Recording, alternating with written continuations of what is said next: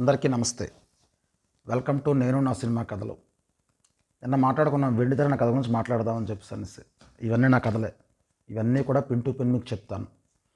First topic ఇవాళ ఐబొమ్మ రవి గురించి మాట్లాడుకుందాం. ఐబొమ్మ రవి పారిశ చేయడం వల్ల ఇంట్లో కూర్చొని తక్కువ రేటుతో సినిమాలు చూస్తున్నాం. గుడ్, చాలా బాగుంది. ఇదే రవి మీ బ్యాంక్ అకౌంట్లను హ్యాక్ చేస్తే సపోర్ట్ చేస్తారా? ఇదే రవి దొంగ పాస్పోర్ట్లు చేసి మీ పిల్లల్ని వేరే దేశాలకు పంపించి అక్కడ మీ పిల్లలు ఇబ్బంది పడేలా ఉంటే సపోర్ట్ చేస్తారా?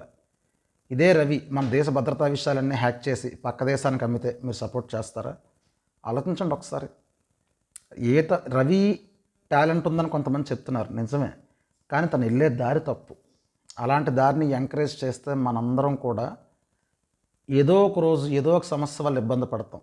అలా ఇబ్బంది పడతామన్న సమస్య కదే ఈ వెండితెర. ఇది ఇవాళ రాసింది కాదండి.